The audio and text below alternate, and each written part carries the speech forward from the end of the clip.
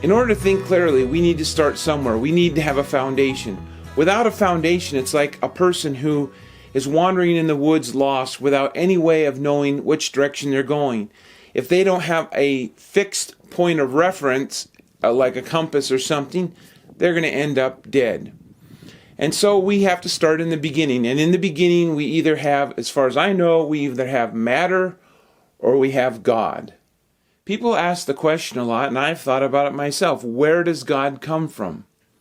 But if we're to ask that question, then honestly, we have to ask the same question about matter. Where did the matter that created this universe come from? You see, we need to start somewhere, and it's either we start with matter or we start with a designer, a creator. And from there, we need to form our opinion. Now, think about that for a second. Don't just move on. Think, in your mind, what do you envision? Do you envision the world coming from solely matter, or do you think it comes from a creator? Now, as far as I know, and maybe you experience this too, but as I walk through and go through life, and I look at things, I see a creator. I just have never experienced anything popping out of nothing. There always seems to be a force, a designer behind it. I'm a kind of a gadget person. I like new technology, and so I'm fascinated by what man can come up with. And when I look at stuff that people have designed, I'm kind of in awe at their intelligence, that the creative power that they have to think of these things. And when I look at nature itself, I think, wow, you think of the human eye and look at that. I'm using a camera right now to videotape this, and that camera has a lens and all the components to make a video, and you think that's pretty cool, but you ever think about your human eye? And not only do you have an eye, but that eye needs to communicate with the brain, and there's part in the back of your head, there's part of the brain. So you have the eye, and then you have this part in the back of your brain which reads what the eye says. Some people have perfectly good eyes, but there's a problem with the back of the brain, and so they can't see. And so you think about that complexity, and you say, man, that's pretty awesome. And so from that, I just deduce that there has to be a creator in the universe. Now, recently I read an article about the winter solstice, and the author of this article mentioned about the tilt of the planet. And the reason for the tilt is to create the season, which creates the long days, the short days. But in this article, he mentioned that this tilt was probably caused by the Earth colliding with another object billions of years ago. Now, of course, that could be true, but when you think about it in the greater scope of things, that seems pretty silly. Because today there's all this talk about global warming and how the Earth shouldn't fluctuate more than a few degrees because it's going to wreak havoc upon our planet. So, in one hand, they say that the Earth needs to be very balanced. But then there's just this random chance that the proper tilt was created by a bump on of another object. And you think about that because the rotation of the planet, the distance from the sun, all these things have to be in play. The magnetic pole, our atmosphere, to keep life on this planet. And so, yeah, maybe just a bump would create this tilt, but all those things would have had to have just happened by chance. And so it seems rather curious to me for someone just to assume that these things just happen in a perfect way. But that just shows you the thinking of people. I don't think that people really think clearly and walk through all that needs to be thought out to come to these conclusions. Also along with that, you have things like DNA, which has a code which tells how each cell is supposed to be built. And when you think about that, it's pretty amazing. There seems to be intelligence there.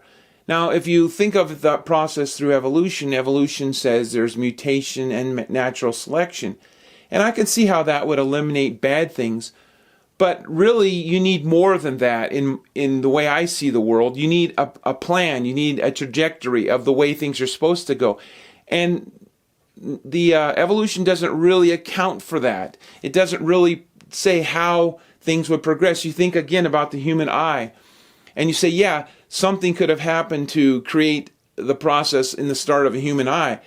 But what would keep it in the trajectory of creating an eye? Where's the blueprint for that? Where's the direction? And when you think of mutation is not guided by any intelligence according to evolution. So it could go spawn off in any directions. In other words, it could take a step forward towards the evolution of the eye, but then what would cause it not to take 10 steps off in another direction, not towards an ear or whatever? You see, there's really no guidance into the future of this. It only would stop if if this worked, it would knock off that which is bad, but then it wouldn't know how the next step would progress. And so even in that, I question that I think that there has to be a designer behind the world, the way it is, the way life is. From what I understand, when someone mentions the word God or creator, all of a sudden these images or these thoughts are created from maybe the Bible or the Quran or some religious system. But I think a good way to handle this is to step back from that and to think of God as just God, like the sun. And we just study the sun for what it is. And we would study God for what it is, what He is, or what it may be. And then maybe from studying it, we might come to some conclusions that religions hold to. But I think in our basic thinking about this world, we need to just think of God as an entity, just like other entities in the universe that we can study. And, there seems to be a bias against that, a resistance to do that. Because there's a thing called the multiple world theory. And now I'm no expert on this, but as much as I know is, in order to explain what happens in quantum mechanics where there's a randomness, they've come up with a theory. Even David Hawkins, I've seen, showed forth this theory, that there are parallel universes that exist. There are multiple, if not unlimited, parallel universes where you and I exist.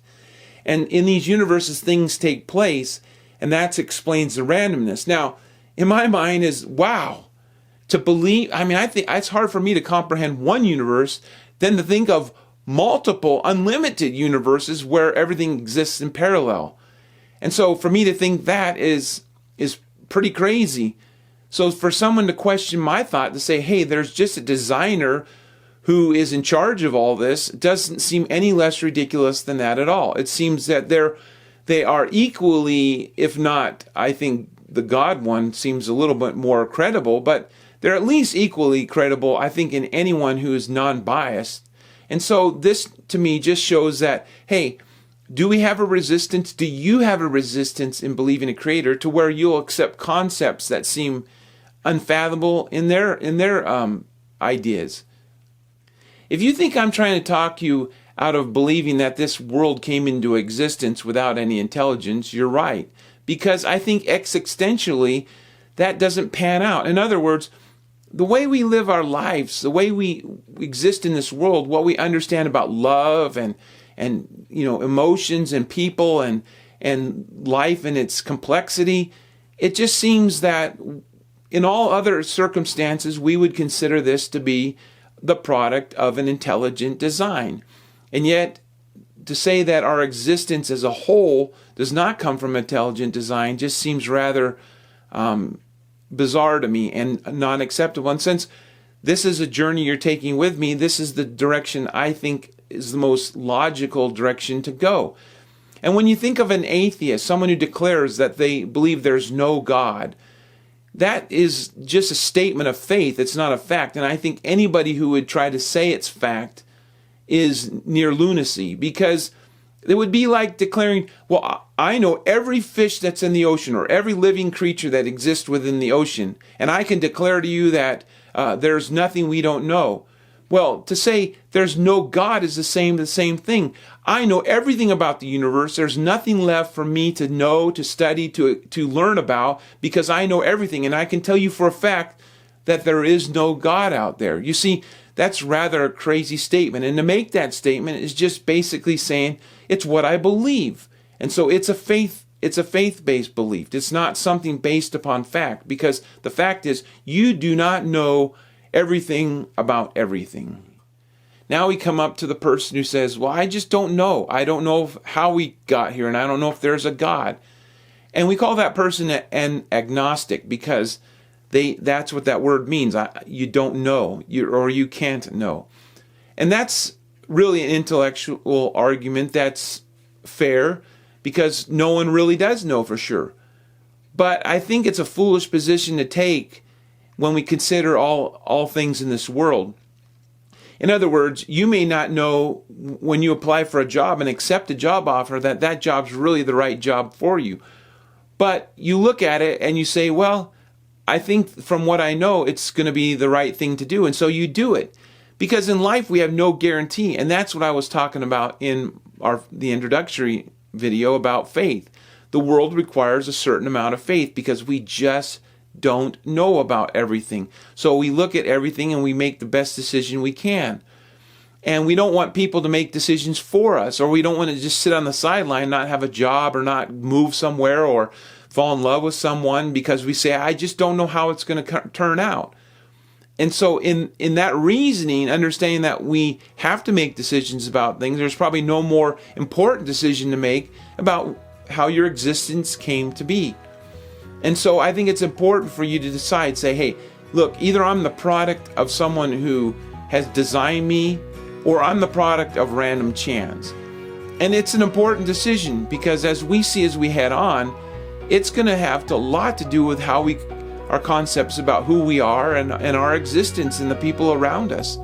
So I encourage you not to sit on the excuse or the sidelines and say, I just don't know. I encourage you to jump in and say, hey, I'm going to make a decision about this and I'm going to move forward on it. So the conclusion about this chat is to form a foundation about what we think. Now, I know there's endless debate on this discussion and this subject, but we just finally have to make a decision. And for me, the decision's easy. That there has to be a God, there has to be a creator behind all this, because that's the way I understand life. I see it all the time. And so that's the obvious direction I want to take. Now, if you don't believe that and you don't want to go in that direction, that's fine. And I hope things work out for you. But for those that do, I ask that you would please subscribe to this channel, watch the videos, and in fact, please share it on Facebook and let other people know about it that they can join in too. Thanks. I hope you have a great day.